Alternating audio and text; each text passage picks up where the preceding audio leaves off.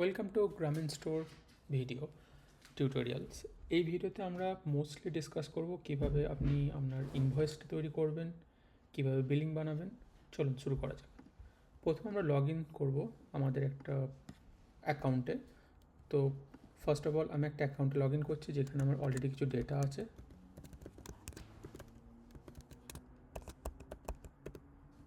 ওকে, আমি sign in করলাম এই অ্যাকাউন্টে। নাও ফার্স্ট অফ অল আমি আপনাদেরকে দেখিয়ে দিচ্ছি কিছু আমার মজুদ ইনভেন্টরিতে কিছু কিছু আমি ডেটা রেখে দিয়েছি ফর টাইম বিং। এগুলো র্যান্ডম ভ্যালু, ইগনোর করুন ফর টাইম বিং। বাট আমি যেটা করলাম, প্রথমে আমি বিলিংয়ে গেলাম। মনে করুন কোনো একজন কাস্টমার এসছে আমার কাছে বিল করতে। এখানে প্রথম যে জিনিসটা দেখতে পাচ্ছ সেটা হচ্ছে সাধারণ পণ্য, যেগুলো মোস্ট কমনলি আমার দোকান থেকে বিক্রি হয়, সেগুলো এখানে র্যাঙ্কিং হবে বেসিক্যালি। যদি না থাকে আমি ডাইরেক্টলি সার্চ করতে পারি। ফর এক্সাম্পল আমি রাইস বলে সার্চ করলাম, এখানে রাইস একটা দেখাচ্ছে, আমি অ্যাড করলাম একটা রাইস। অনেক সময় হতে পারে যিনি কিনতে এসেছেন তিনি বললেন 2 কেজি রাইস নেবো, সো তুমি কেজিটা চেঞ্জ করতে পারো, সেই অনুযায়ী ভ্যালুটা চেঞ্জ হবে। আবার অনেক ক্ষেত্রে আমরা এরকম রিকোয়েস্টও পেয়ে থাকি যে যিনি চাল কিনতে এসেছেন তিনি বলছেন আমার কাছে জাস্ট 60 রুপিস আছে, তো তুমি সেখানে 60 অ্যামাউন্ট পুট করলে অটোমেটিক্যালি 1.33 কেজি ও রাইস কিন্তু কমপ্লিট করে নেবে। নাও আমি জাস্ট একটা এন্ট্রি করলাম রাইসের জন্য 60 অ্যামাউন্ট। এখানে দেখতে পাচ্ছ ডাইরেক্টলি তোমার সেই অ্যামাউন্টটা রিফ্লেক্ট হচ্ছে। গ্রাহকের যদি কোনো অলরেডি এক্সিস্টিং গ্রাহক হয়ে থাকে, যেমন আমার কাছে অলরেডি এক্সিস্টিং গ্রাহক আছে, তুমি ডাইরেক্টলি তাদের নামে অ্যাসাইন করে দিতে পারো, আচ্ছা বর্ণালী এখন কিনতে এসছে। যদি না হয়ে থাকে তাহলে তুমি নতুন গ্রাহকের একটা নাম্বার তুমি এখানে অ্যাড করতে পারো। আমি একটা র্যান্ডম নাম্বার অ্যাড করছি ফর টাইম বিং, 1 2 3 4 5 6 7 8 9 0, এবং নতুন গ্রাহকের নাম দিলাম আমি test for time being. Now test add করার সঙ্গে সঙ্গে এক নতুন গ্রাহকের কাস্টমার ডিটেলসে তার নাম চলে গেল। এবার যিনি গ্রাহক যিনি কিনতে চাইছেন তিনি নগদে কিনছেন না ইউপিআই কিনছেন, তুমি সেটাও রেকর্ড রাখতে পারো। অনেক সময় তারা ধারেও নিতে পারে, তো ধারে নিলে তুমি সেটাও তুমি জানতে পারবে যে 60 টাকার মধ্যে তারা হয়তো পুরোটাই ধারে নিয়ে গেল, বা তারা কিছু ধারে নিয়ে গেল কিছু রেখে গেল, সেটাও তুমি কমপ্লিট করতে পারবে। প্রথম এক্সাম্পলটা দিই, যারা ডাইরেক্টলি নগদে টাকাতে নিয়ে গেল।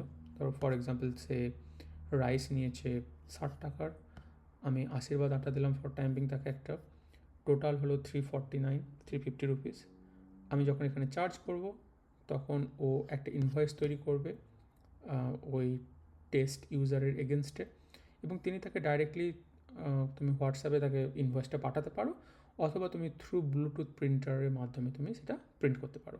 এখন আমার কাছে প্রিন্টার কানেক্ট নেই ল্যাপটপ থেকে, বাট জেনারেলি ট্যাবলেটের সাথে আমরা প্রিন্টার কানেক্ট করে দিই, তুমি ডাইরেক্টলি প্রিন্ট করলে সেই প্রিন্টারের আউটকাম চলে আসবে। তো এটা একটা আমি জাস্ট একটা কী করে ইনভয়েস তৈরি করতে হয় সেটা আমি একটা দেখালাম।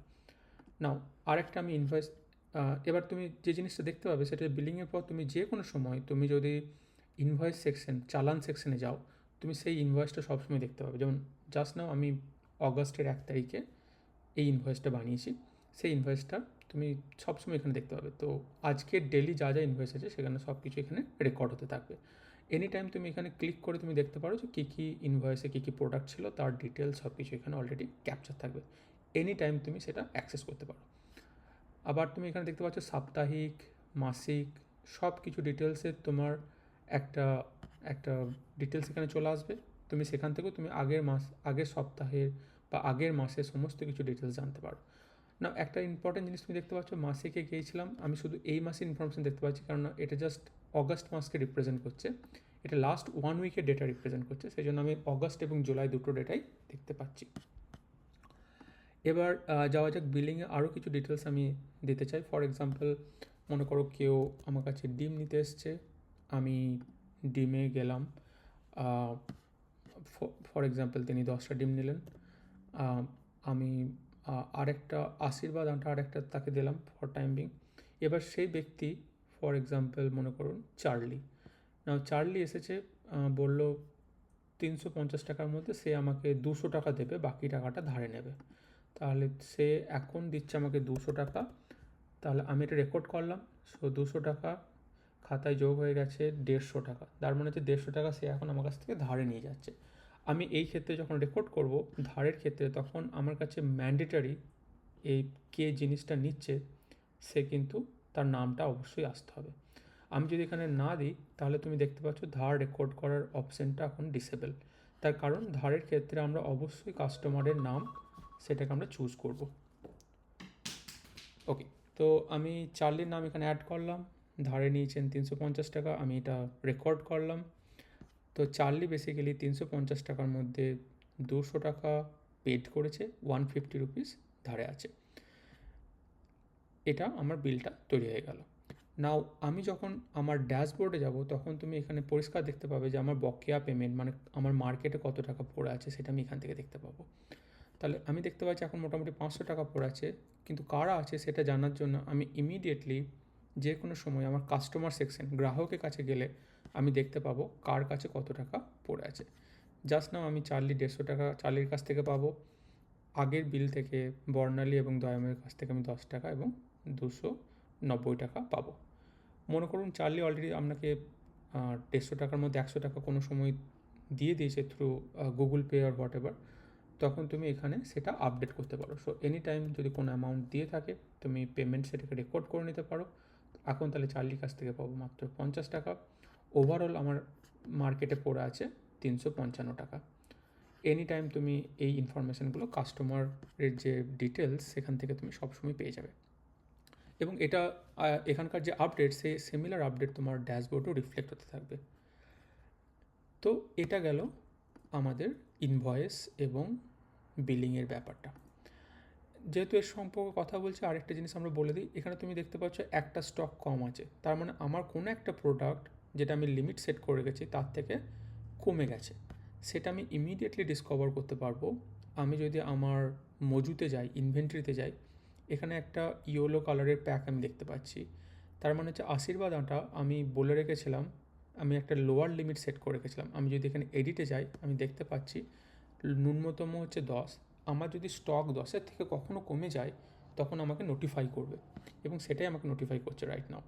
সো যেহেতু আমার কাছে এখন 6টা প্যাকেট আছে আউট অফ 10, আমাকে সেটা নোটিফাই করে বলছে যে তোমার একটা কিছু কমে গেছে, এবং লো স্টক আশীর্বাদ আটা দেখাচ্ছে।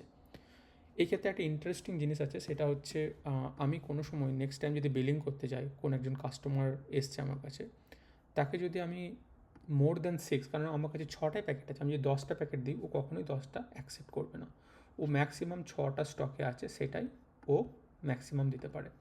তো তুমি অবশ্যই তখন ইনভেন্টরিতে স্টকের অ্যামাউন্ট বাড়াবে, দেন অনলি তুমি সেটাকে প্রসিড করতে পারবে। তো এটা একটা এক্সাম্পল তোমাকে জানালাম। তো এই হচ্ছে ওভারঅল বিলিং এবং ইনভয়েসের ব্যাপার বেসিক্যালি।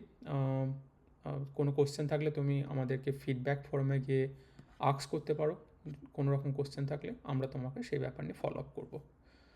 Thank you all.